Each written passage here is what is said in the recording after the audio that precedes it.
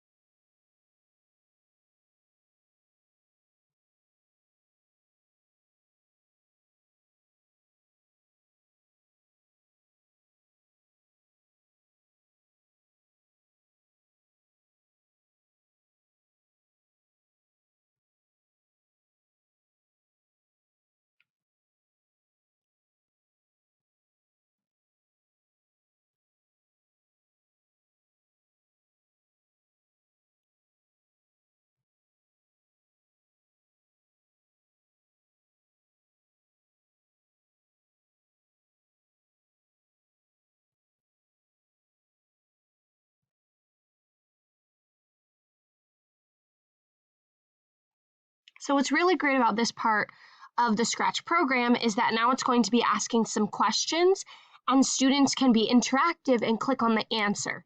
So if I went and clicked on the wrong answer, so this is which one do you think is an herbivore, that's incorrect. So it's going to give you a pointer as to why that is incorrect, and then you get to click the right answer and learn from your mistake.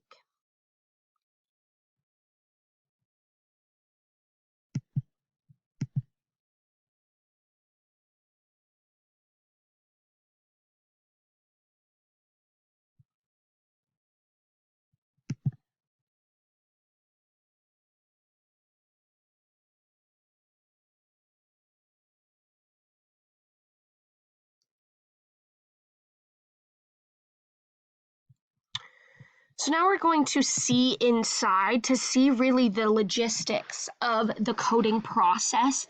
And one thing I want to emphasize with this project is that it's really a project to do in groups, maybe 2 or 3. And the reason is it gives students more confidence into being able to program the Scratch while also giving them the chance to learn. So this teacher should really begin by reviewing what the students have learned about within their section on dinosaurs, because this is really what we're trying to communicate here. And then they're able to create their video or create their Scratch program, and they can learn coding, but they can also learn about dinosaurs. So there's a few things I want to highlight on here. The one being is that students don't necessarily have to create an account with Scratch. They can just begin to create. So that's a really great plus. One thing that I really love about this Scratch that's great for students is that they can really customize. So to begin, students would figure out their stage or their background, and this is the stage right here. So they can really be creative and figure out what they want to do with that. Another part of this project that really is creative is the different sprites. So when I click on the different sprites, they all have different coding and different jobs because, of course, they're all doing different things. So you can see here again, they all have different coding, but all of this coding is going to intertwine with each other to create the product, the final product that we saw. So again, just to highlight a few things, when students are beginning to create, they're going to go here to events, and this coding mechanism right here that says when you click the flag, it will begin. This really does set a stage for all of your different your different commands that you're telling your sprites to do. If I go over here to looks and I say switch costume, here we're going to go over here to costumes, and this is where you get to customize your different costumes and how the sprite moves in and out of the game, or the scratch, I should say. So, again, a few things to highlight as well. Students would really benefit from having a cheat sheet of all the different codings for this program, just because it gives them a little bit more confidence, but they also get to learn themselves. What's really great too is that all of these have different distinct colors, so students can look at, oh, I need to go to purple, which is looks, and I'll find switch costumes. So it really is user-friendly, beneficial, and great even if students have never used Scratch before.